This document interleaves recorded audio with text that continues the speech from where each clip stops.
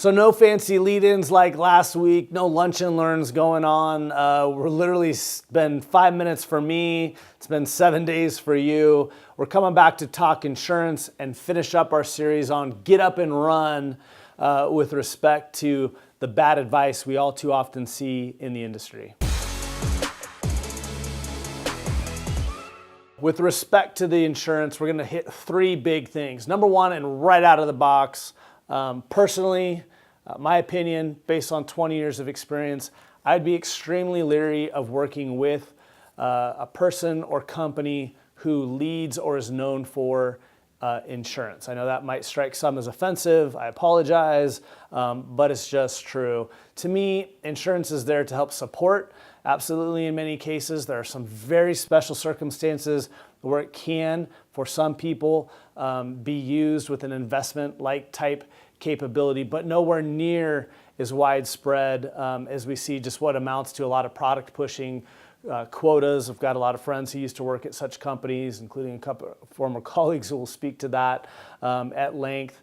But again, little that has to do with actually listening to your plan, getting something built that's specific to those needs, and helping you achieve your goals. So that's number one, is just be wary of the conflicts of interest that exist with whomever you might be working for, and again, how they just conceptually approach wealth creation and protection. Number two, a real lack of knowledge or at least application on how to calculate from a very rudimentary level life insurance. When people come in here and we ask them, why do you own what you own? They have no idea. We're not asking that people understand the intricacies of an investment portfolio or an insurance product, but again, they should at least know the general why and how of what they own and how it relates to their plan. And yet we see people come in either way overinsured or way underinsured. And what are three simple things that you might be able to keep in mind to help you with your estimation of whether, again, if you already have a plan or policy, it's going to be sufficient, or if you don't, how to maybe know what you might need. And really it boils down to, again, simplistically, seek out a professional, whether it's us or somebody else you believe you can trust, to help get into the granular details. But it should, generally speaking, cover three big areas. Number one, eradicating debt. Most people don't want to leave their families with any type of debt. Number two, income replacement.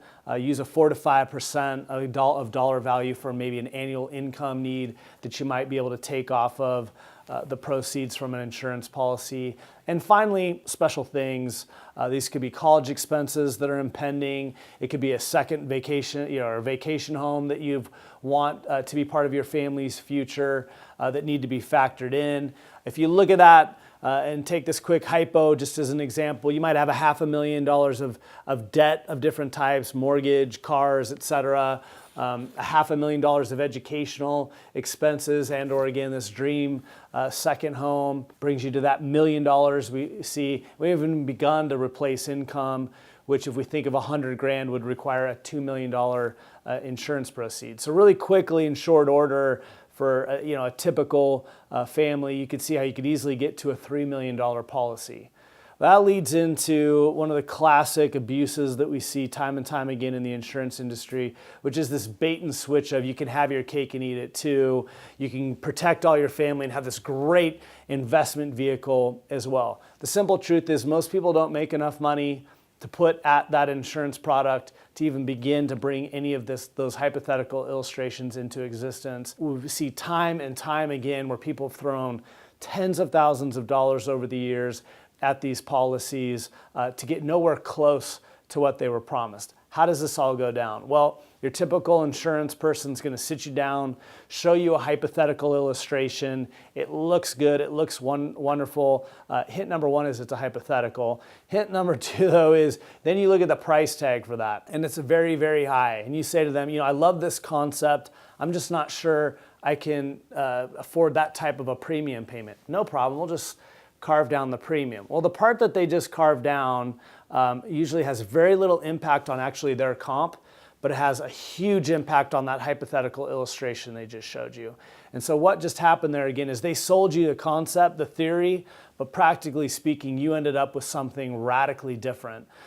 This is not the exception. This is almost always the rule that we see with insurance sales and product sales. If you don't know if that's you, let us know. But if any of that starts to hint similar to how you were sold a policy, there's a very, very good chance, again, that you were sold one thing and given something else. So we're going to wrap it up there. Again, just in summation, be leery of the costs of putting your faith in a product and not a plan. And again, if you're not a client, you need a second opinion, want to better understand how something works from a place that leads more from a planning and investment perspective. It certainly has wonderful human beings here with a lot of insurance experience.